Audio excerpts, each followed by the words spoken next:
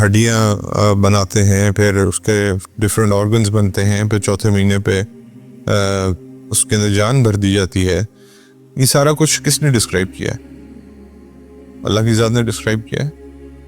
اور پھر اس کے بعد جو آج حضور صلی اللہ علیہ وسلم کی نشانیاں پوری ہوتی ہوئی نظر آ رہی ہیں، جو پروفیسیز ہیں پروفٹ صلی اللہ علیہ وسلم کی، وہ پھر ان کو آپ کس طرح لکھیں گے؟ کیا معاذ اللہ، نعوذ باللہ ثم نعوذ باللہ، اس کا مطلب ہے کہ یہ جو ملحد ہیں یہ حضور صلی اللہ علیہ وسلم کو فارچون ٹیلر سمجھتے تھے؟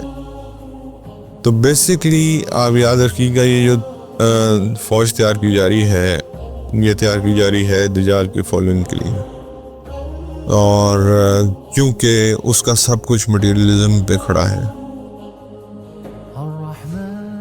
اچھا، ایک چیز اور میں آپ لوگوں سے گزارش کرنا چاہوں گا. آج کل ایک معاملہ ہے اور بڑا سیریس معاملہ ہے، اور وہ ہے الحاد کا، یعنی کہ جو ایتھیسٹ ہیں، اللہ کا انکار کر دینے والے ہیں، اور ہماری یونیورسٹیز میں اور اسپیشلی ینگ لوگوں میں یہ بہت بری طرح پھیل رہا ہے. اور الحاد بیسیکلی مٹیریلزم سے نکلا ہے. اس کا پورا جواب سورہ کہف میں اللہ نے دیا ہوا ہے. پہلا سوال ان سے یہ بنتا ہے کرنے والا، وہ کہ نبی کریم صلی اللہ علیہ وسلم نے اور اللہ تعالیٰ نے تو ہمیں اس دین کے بارے میں بتا دیا، چلیں یہ تو اس چیز کو مانتے ہی نہیں، تو اللہ کو مانتے ہی نہیں. ہم ان سے یہ پوچھتے ہیں کہ یہ کہتے ہیں کہ ہم صرف اس چیز کے اوپر یقین کریں گے جو ہم نے دیکھا ہے. تو اب میں اگزامپل ایسی دینے لگا ہوں کہ وہ ذرا اگزامپل بھاری ہے لیکن دینے کی ضرورت بھی ہے. کیا انہوں نے اپنے ماں باپ کو ملاپ کرتے ہوئے دیکھا تھا جس سے یہ پیدا ہوئے؟ کیا ایسا ہوا تھا؟ نہیں ہوا تھا. جب ماں باپ کے گھر یہ پیدا ہوئے، والدین نے بتایا کہ تم ہمارے بچے ہو، تم اس تاریخ پہ پیدا ہوئے ہو، تو والدین جو کہ مخلوق ہیں ان کی بات پہ یقین تو بندہ کر لیتا ہے، لیکن جو خالق ہے اس کی بات پہ یقین کیوں نہیں کیا جا رہا؟ اس نے بھی ایک خبر دی ہے نا ہمیں قرآن کے ذریعے، ساری بات ہمارے سامنے کھول کے بیان فرما دی ہے. ایکچولی سورہ کہف ایک بہت بڑی امپورٹنس کی صورت ہے. اس کے اندر مٹیریلزم کی شدید مذمت ہے.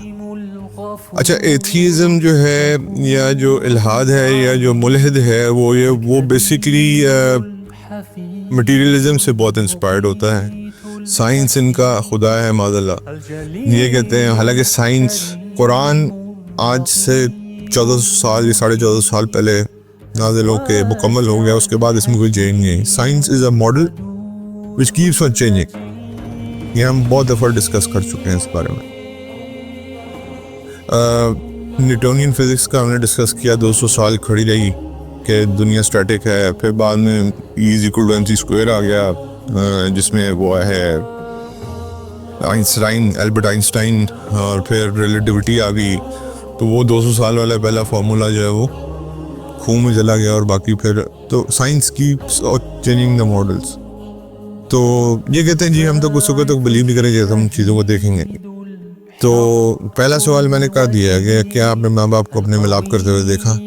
اور دوسری چیز، مٹیریلزم کی مذمت اللہ تعالیٰ فرماتے ہیں قرآن میں، جس میں سورہ کہف میں واقعہ میں آپ کو بتا چکا ہوں کہ 2 لوگوں کی مثال اللہ دیتے ہیں. اور پہلی مثال یہ ہے کہ 2 دوست ہیں یا 2 لوگ ہیں جو آپس میں ایک دوسرے کو جانتے ہیں. ایک کے پاس کچھ نہیں ہے اور ایک کے پاس ایک بہت خوبصورت باغ ہے جس کی ڈسکرپشن اللہ قرآن میں دیتے ہیں، جس کا مفہوم اس طرح ہے کہ خوبصورت باغ ہے، اس کی چاروں طرف جو ہے وہ انگوروں کی بیلیں ہیں، پھر کھجوروں کے درخت ہیں، مطلب فلی پروٹیکٹڈ باغ ہے. اس کے اندر ایک نہر بہہ رہی ہے، اور مطلب کہ ایوری تھنگ وچ اے باغ جو ایک فرٹائل زمین ریکوائر کرتی ہے، اس کے اندر سب کچھ ہے. یعنی کہ اس کا مٹیریل ویلتھ سب کچھ ہے. لیکن ویراز دوسرا جو ہے وہ پیورلی کس پہ چل رہا ہے؟ اللہ کی وحدانیت پہ، اللہ کی بتائے ہوئے راستے پہ، اور اس کے پاس کچھ نہیں ہے، امٹیریل ہے جو بھی اس کے پاس ہے.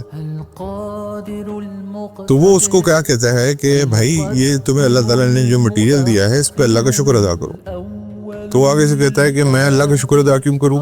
معاذ اللہ، یہ تو میں نے اپنی محنت سے کمایا ہے.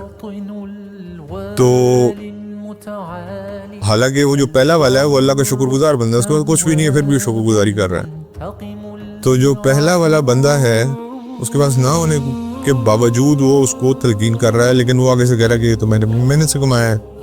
جو میں نے اپنی محنت سے کمایا ہے تو پھر اللہ تعالیٰ نے ایک دن طوفان بھیجا اور اس کے باغ کا وہ حال ہوا کہ اس نے آگے سے یہ الفاظ ہیں قرآن کے، اب اس کا مفہوم ہے کہ ہائے میں نے کیسا شرک کیا.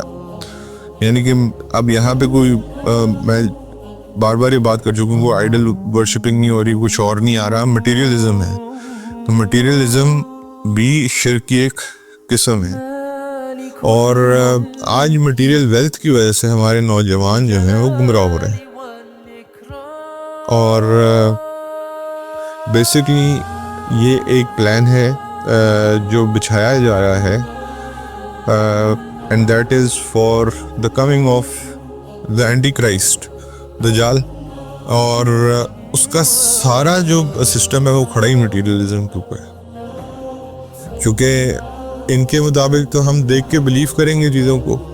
تو اس کا کیا مطلب ہے کہ جب وہ دیکھ کے بلیو کریں گے تو وہ تو مردہ کو زندہ بھی کر دے گا، تو وہ زمین سے وہ بھی اگا دے گا، کھیتی بھی اگا دے گا، بارش بھی برسا دے گا. تو کیا پھر اس کا مطلب ہے یہ جو آج کے ملحد ہیں یا ایتھیسٹس ہیں، یہ ان کی کیا اس کی فوج کو تیار کیا جا رہا ہے کہ اس کے آنے کی پوری تیاری کی جا رہی ہے. تو اللہ تعالیٰ نے مٹیریلزم کو یا مادہ پرستی کو اس سے لنک کیوں کیا ہے، یہ مجھے اور آپ کو سمجھ آ جانی چاہیے. اگر مادہ پرستی اس دنیا میں کامیابی کا راز ہوتا یا مٹیریلزم اس دنیا میں کامیابی کا راز ہوتا تو حضور صلی اللہ علیہ وسلم سب سے زیادہ امیر انسان ہوتے دنیا میں. کامیابی کا راز نہیں ہے یہ. اللہ کے نبی کیا کہہ رہے ہیں، مجھے قیامت کے دن ڈھونڈنا ہے تو مسکینوں میں ڈھونڈنا، میں وہاں ملوں گا، غربا میں ملوں گا. لیکن آج کا ایتھیسٹ کیا کہہ رہا ہے، اصل میں اس کے پیچھے سٹوری یہ ہے کہ اسلام آپ کو کچھ ضوابط سکھاتا ہے، کچھ ڈسپلن کرتا ہے. تو یہ کہتے ہیں کہ یار اس ڈسپلن کو کون فالو کرے گا، تو بڑا آسان طریقہ یہ کہ اس کا انکار ہی کر دو، سرے سے انکار ہی کر دو کہ یہ کوئی چیز ہی نہیں ہے دین اسلام، معاذ اللہ، یا معاذ اللہ اللہ تعالیٰ کی ایگزسٹنس ہی نہیں، معاذ اللہ. ایوولوشن میں میں نہیں جا رہا، ایوولوشن ایک اٹ سیلف بہت بڑی فلاڈ تھیوری ہے. دیکھیں دو ورلڈ ویوز ہیں، اسلام کا ورلڈ ویو تقریباً ڈفرینٹ ہے اور ایتھیزم کا ورلڈ ویو بالکل ڈفرینٹ ہے. وہ کھڑا ہے سارا مٹیریلزم پہ، اسلام کھڑا ہے سارا یقین کے ذات اوپر، ایمان کے اوپر، بغیر کسی چیز کی دیکھنے کے اوپر. لیکن اس کا مطلب یہ نہیں ہے کہ اسلام بالکل ہی بے یقینی کی کیفیت پیدا کر رہا ہے. اسلام نے ہمیں کتاب دی ہوئی ہے. جب ہم انسانوں کی بتائی ہوئی بات پہ یقین کرتے ہیں تو کیا ہم اللہ کی بتائے ہوئے، جو کہ ہمیں پتہ ہے کہ خالق نے یہ بات لکھی ہے، اس پہ یقین کیوں نہیں کرتے؟ دوسری بات کہ آج سے 14.5 سال پہلے جس طرح اللہ تعالیٰ نے گائنیکولوجیکل پروسیس بتایا ہے، اس وقت کون سی، اس وقت تو یار فزکس بھی نہیں تھی، کیمسٹری بھی نہیں تھی، بایولوجی بھی نہیں تھی کہ ایک ڈراپ آف سیمن جا کے ایک ایگ کے اوپر فرٹیلائز کرتا ہے، اس کے بعد وہ ایک لوتھڑا بنتا ہے، پھر لوتھڑی کے اندر اللہ تعالیٰ ہڈیاں بناتے ہیں، پھر اس کے ڈفرینٹ آرگنز بنتے ہیں، پھر چوتھے مہینے پہ اس کے اندر جان بھر دی جاتی ہے. یہ سارا کچھ کس نے ڈسکرائب کیا ہے؟ اللہ کی ذات نے ڈسکرائب کیا ہے. اور پھر اس کے بعد جو آج حضور صلی اللہ علیہ وسلم کی نشانیاں پوری ہوتی ہوئی نظر آ رہی ہیں، جو پروفیسیز ہیں پروفٹ صلی اللہ علیہ وسلم کی، وہ پھر ان کو آپ کس طرح لکھیں گے؟ کیا معاذ اللہ، نعوذ باللہ ثم نعوذ باللہ، اس کا مطلب ہے کہ یہ جو ملحد ہیں یہ حضور صلی اللہ علیہ وسلم کو فارچون ٹیلر سمجھتے تھے؟ تو بیسکلی آپ یاد رکھیے گا، یہ جو فوج تیار کی جا رہی ہے، یہ تیار کی جا رہی ہے دجال کے فالوئنگ کے لیے. اور کیونکہ اس کا سب کچھ مٹیریلزم پہ کھڑا ہے. اللہ کے نبی کی حدیث ہے کہ دجال کے آنے سے 3 سال پہلے اللہ تعالیٰ 1/3 بارش روک لے گا، اور اس کے آنے سے 2 سال پہلے مزید 1/3 روک لے گا. اور جس سال اس نے آنا ہوگا اس دن بارش ہو گئی. اب آپ پیچھے اسٹیٹسٹکس اٹھا کے دیکھ لیں ویدرس کو. اس سال خوش سالی پریڈکٹڈ ہے. اب مجھے آپ بتائیں کہ یہ کتنی بڑی آزمائش ہے کہ مجھے اور آپ کو کہ کھانے کو کچھ نہیں ملے گا. تو جو لوگ اللہ کی ذات پہ یقین نہیں رکھتے یا جن کا یقین کمزور ہے وہ اس کو کیسے سسٹین کریں گے اس سچویشن کو. تو اور وہ جب اپنے ساتھ پہاڑ لے کے آئے گا رزق کے تو لوگ تو اس کے پیچھے کہیں وہی والی بات ہے نا, ہم نے اس کو دیکھا ہے کہ یہ سب کچھ کر سکتا ہے. تو میں اور آپ تو تیار ہی نہیں اس چیز کے لیے. اور یقین مانیں یہ فکر کی بات ہے, مجھے اتنا اندازہ نہیں تھا کہ ایتھیسٹ جو ہیں وہ اتنے بڑھتے جا رہے ہیں ہمارے معاشرے میں. اور انفارچونیٹلی مسلمانوں کے بچے ہیں. قصور پیرنٹس کا بھی ہے کہ اپنے دین سے ان کا تعارف ہی نہیں کرایا. اور میرے پیرنٹس مجھے کہتے ہیں کہ تم نے 3 سال 1 مہینے کے اوپر یہ حرکت کی تھی, مجھے تو نہیں یاد. اللہ کہتا ہے کہ تم میرے سے مل کے گئے ہو, وہ بھی مجھے نہیں یاد. لیکن دونوں میں فرق کیا کہ مخلوق کی بات پہ کیونکہ میرے والدین ہیں اس پہ ہم یقین کر رہے ہیں, لیکن جو خالق ہے اس کی بات پہ ہمارا یقین نہیں ہے. اللہ کہتے ہیں تم مجھ سے مل کے گئے ہو, مجھ سے وعدہ لے کے گئے ہو, لستو بربکم, تمہارا رب کون ہے؟ اور پھر آگے سے تم نے جواب دیا قالوا بلا, بے شک آپ ہمارے رب ہیں. پھر اللہ تعالیٰ نے کہا شاہدنا, یعنی کہ آپ اس پہ شاہد رہنا, واپس بلاؤں گا پوچھوں گا کیا کر کے آئے ہو. اب یہ سٹوری اب بظاہر میں اور آپ کہیں گے یار ہمیں کیسے پتہ اللہ سے مل گئے, قرآن میں اللہ یہ خبر دے رہے ہیں ہمیں. تو میں اپنے والدین کی بات پہ اگر اتنا یقین کر سکتا ہوں, اپنی دوستوں کی باتوں پہ اتنا یقین کر سکتا ہوں, گھڑی ہوئی باتوں پہ بھی ہو سکتا ہے گھڑی ہوئی بات ہو, لیکن اس میں میرا یقین ہوگا کہ یار نہیں, source of information is very correct. تو source of information is super correct when it comes to Quran. تو یہ الحاد کا جو فتنہ کھڑا ہو رہا ہے یہ پیورلی آپ کے جو اینٹی کرائسٹ کے لیے ایک پود تیار کی جا رہی ہے جو صرف مٹیریلزم پہ یقین رکھتی ہے. اور خدا کی قسم جو اللہ کے ہاں ہے اس کے مقابلے میں دنیا کی چیزیں کچھ بھی نہیں ہیں. اگین لوگ کہتے ہیں ہمیں کیا پتہ کیا ہے, ہم مر جائیں گے, ہمیں کیا پتہ مرنے کے بعد کیا ہوگا. اس کی خبر کون دے رہا ہے؟ دنیا کے سب سے سچے انسان اللہ کے نبی دے رہے ہیں کہ مرنے کے بعد. قرآن دے رہے ہیں سب سے سچی کتاب کہ یہ ہونا ہے تمہارے ساتھ. 3 سوال حضور بتا کے گئے ہمیں, یہ 3 سوال پوچھے جائیں گے تم سے, 5 سوال میشر میں پوچھے جائیں گے. تو اگر ہم سب سے بڑے صادق اور سب سے بڑے امین کی بات لینے کو تیار نہیں ہیں, whereas ہم نارمل ہیومنس کی بات لینے کو تیار ہیں, جس کا کیا مطلب ہے کہ we have serious problem within ourselves. اور پھر وہی والی بات کہ یار جنت اور جہنم کس نے دیکھی ہے, we don't know. دیکھا تو پھر میں نے وہی والی بات ہے, اپنے ماں باپ کو ملاپ کرتے ہوئے بھی نہیں, مجھے کیا پتا کہ وہ میں. اچھا پھر یہ سائنس کو لے آئیں گے بیچ میں, کہیں گے یار چلو ڈی این اے ٹیسٹ سے پتہ چل جاتا ہے. تو ڈی این اے ٹیسٹ ہو سکتا ہے آپ کو دنیا میں کسی اور سے بھی میچ کر لے.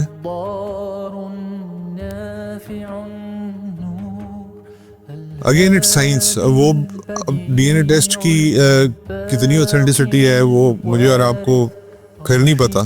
وہ کون سا میرے سامنے سارا ٹیسٹ ہو رہا ہوتا ہے, اگین وہ ہڈن ہو رہا ہوتا ہے نا. لیب تو آپ کو صرف ایک رپورٹ دیتی ہے جس پہ آپ بلیو کر لیتے ہیں کہ یہ میرے والدین ہیں, دیٹس اٹ. تو اگر آپ لیب کی رپورٹ پہ بلیو کر رہے ہیں تو why don't you believe in this. تو یہ جو ابھی تیاری ہو رہی ہے دجال کی کمنگ کی, اس میں سارا پارٹ جو ہے یہ شامل ہے. تو اللہ تعالیٰ مجھے اور آپ کو اس آزمائش سے بچائے. سب سے پہلے تو حضور صلی اللہ علیہ وسلم کی سنت بھی تھی, وہ بھی اس سے بچنے کی توفیق مانگتے تھے. اور حالانکہ حضور کو بچنے کے لیے اللہ تعالیٰ ہی کافی تھے بچانے کے لیے, لیکن پھر بھی مجھے اور آپ کو سکھانے کے لیے یہ کیا گیا. اور ایسا مٹیریل خدا کیا کر رہا ہے جو باب لوط پہ حضرت عیسیٰ علیہ السلام کے ہاتھ مارا جائے گا. خدا کو موت آ سکتی ہے؟ کبھی بھی نہیں آ سکتی. اچھا پہ کہتے ہیں یہ خالق ہے، تو خالق کو کس نے بنایا ہے؟ معاذ اللہ. وہ ٹائم اور سپیس کے اندر کیوں نہیں ہے؟ اللہ تعالیٰ ان سب چیزوں سے مبرہ ہے. خیر یہ ایک علمی ڈسکشن ہے، اور جو ان چیزوں پہ بہتر علم رکھتے ہیں وہ زیادہ بہتر جواب دیتے ہیں. لیکن لاجیکلی اگر آپ سوچنا شروع خود بھی کر دیں تو آپ کو پتہ چل جائے گا کہ مجھے بھی بہت ساری ایسی خبریں ملی ہوئی ہیں دنیا میں جن کو میں نے اپنی نظروں سے وٹنس نہیں کیا ہوا. تو اس لیے ان لوگ کے جو ہے اپنی جو نئی نسل ہے اس کے اوپر خصوصی نظر رکھیں اور ان کو دیکھیں یہ کس طرف کو جا رہے ہیں. اور انفارچونیٹلی ہمارا معیار جو ہے وہ اب آج کل گھر، مکان، بنگلہ، گاڑی، اچھا بزنس ان چیزوں میں آ گیا ہے، اور شیطان کا ایک طرف پورا ہتھیار تیار ہے. غیر مسلمان اللہ تعالیٰ کی اگر صرف وہی بات یاد رکھ لے کہ اللہ تعالیٰ نے کہا تھا کہ میرا مسلمان جو ہے، سچا مومن جو ہے، وہ تمہارے بہکاوے میں نہیں آئے گا چاہے تم جہاں مرضی سے حملہ کرو. تو اللہ نے تو مجھے اور آپ کو اس یقین کے ساتھ دنیا میں بھیجا. تو اگر ہم اللہ تعالیٰ کی اس بات کی لاج نہیں رکھتے تو یہ پھر ہمارے لیے بے شرمی ہے. اللہ تعالیٰ ہمیں عمل کی توفیق عطا فرمائے. حدیث رسول اللہ صلی اللہ علیہ وسلم نے فرمایا جب مکھی تم میں سے کسی کے برتن پر پڑ جائے تو پوری مکھی کو برتن میں ڈبو دو اور پھر اسے نکال کر پھینک دو، کیونکہ اس کے ایک پر میں شفا ہے اور دوسرے میں بیماری ہے. اگر گر گئی ہے تو پوری کو ایک دفعہ اندر ڈبو دیں. یہ سنت مبارکہ بھی ہے. نبی کریم صلی اللہ علیہ وسلم نے کتے کی قیمت، زنا کی اجرت اور کاہن کی کہانت کی وجہ سے ملنے والے ہدیے سے منع فرمایا ہے. نبی کریم صلی اللہ علیہ وسلم نے فرمایا پیٹ کی بیماری یعنی حیضہ سے مرنے والا شہید ہے، اور طاعون کی بیماری سے مرنے والا بھی شہید ہے. نبی کریم صلی اللہ علیہ وسلم نے فرمایا بخار جہنم کی بھاپ ہے. نبی کریم صلی اللہ علیہ وسلم نے فرمایا بخار جہنم کی بھاپ میں سے ہے، پس اس کی گرمی کو پانی سے بجھاؤ.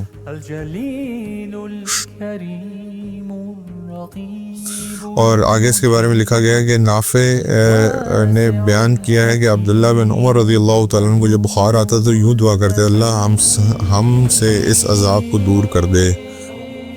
تو کیونکہ جہنم کی بھاپ میں سے ہے حضور فرما رہے ہیں تو پھر یہ دعا ہے. نبی کریم صلی اللہ علیہ وسلم نے فرمایا قرآن مجید اس وقت تک پڑھو جب تک اسے دل لگا کے پڑھ سکتے ہو، جب جی اچاٹ ہو جائے تو پڑھنا بند کر دو، یعنی کہ وہ پھر قرآن کا احترام کے خلاف ہے.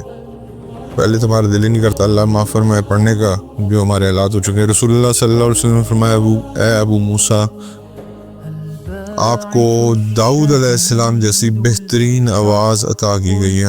ابو موسیٰ اشعری رضی اللہ تعالیٰ عنہ حضور صلی اللہ علیہ وسلم کے صحابی تھے اور خوبصورت آواز کے مالک تھے. اس کے بعد نبی کریم صلی اللہ علیہ وسلم نے فرمایا قیدیوں کو چھڑواؤ اور دعوت کرنے والے کی دعوت قبول کرو. نبی کریم صلی اللہ علیہ وسلم نے فرمایا جس نے اپنے امیر میں کوئی برا کام دیکھا اس پہ صبر کرنا چاہیے، کیونکہ کوئی اگر جماعت سے ایک بالشت بھی جدا ہوا تو وہ جاہلیت کی موت مرے گا. یعنی کہ امیر اگر کوئی غلط کام کر رہے ہیں اس پہ صبر کرے گا، کیونکہ اگر جماعت سے علیحدہ ہوگا تو پھر وہ جہالت کی موت مرے گا.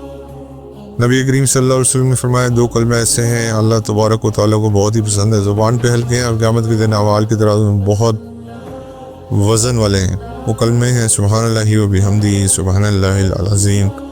یہ آپ کو پتہ ہی ہے. میں نے نبی کریم صلی اللہ علیہ وسلم سے سنا کہ آپ عشاء کی نماز والتین والزیتون سورت پڑھا کرتے تھے. اس میں نے نبی کریم صلی اللہ علیہ وسلم سے زیادہ بہترین آواز سے قرآن پڑھتے ہوئے کسی کو نہیں سنا obviously.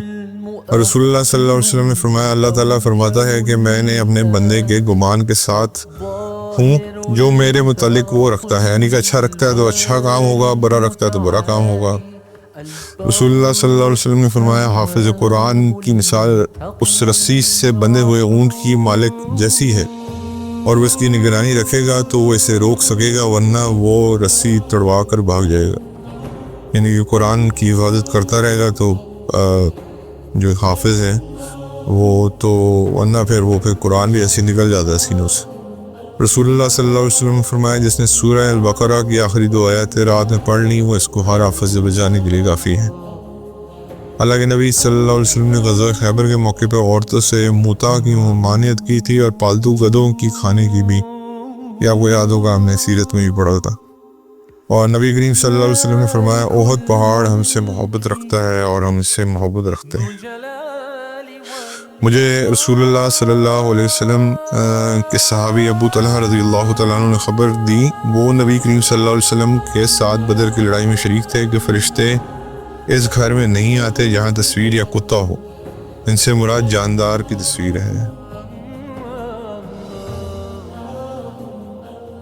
اللہ کے نبی فرماتے ہیں تکلیف دہ بات سن کر اللہ سے زیادہ صبر کرنے والا کوئی نہیں۔ کم بخت مشرک کہتے ہیں کہ اللہ کی اولاد رکھتا ہے معاذ اللہ، اور پھر بھی وہ انہیں معاف کرتا ہے اور انہیں روزی دیتا ہے۔ نبی کریم صلی اللہ علیہ وسلم نے فرمایا تم میں سے کوئی شخص یہ نہ کہے کہ میرا نفس پلید ہو گیا، بلکہ یہ کہے کہ میرا دل خراب ہے یا پریشان ہے۔ نبی کریم صلی اللہ علیہ وسلم نے فرمایا اگلے پیغمبروں کا کلام جو لوگوں کو ملا اس میں یہ بھی ہے کہ جب شرم ہی نہ رہے تو جو بھی چاہے کرو، یعنی کہ جب حیا نہ ہو تو جو بھی چاہے کرو، یہ ہم بار بار پڑھ چکے ہیں۔ اللہ کے نبی صلی اللہ علیہ وسلم فرماتے ہیں کہ تم قیامت کے دن اللہ کے ہاں اس شخص کو سب سے زیادہ بدتر پاؤ گے جو کچھ لوگوں کے سامنے ایک رخ سے آتا ہے اور دوسروں کے سامنے دوسرے رخ سے آتا ہے، یعنی کہ منافق۔ نبی کریم صلی اللہ علیہ وسلم نے فرمایا اگر کوئی مسلمان کسی درخت کا پودا لگاتا ہے اور اس درخت سے کوئی انسان یا جانور کھاتا ہے تو لگانے والے کے لیے وہ صدقہ ہوتا ہے۔ جزاکم اللہ خیر۔ اللہ تعالیٰ ہمیں ان ساری چیزوں پہ عمل کرنے کی توفیق عطا فرمائے۔ بہت شکریہ۔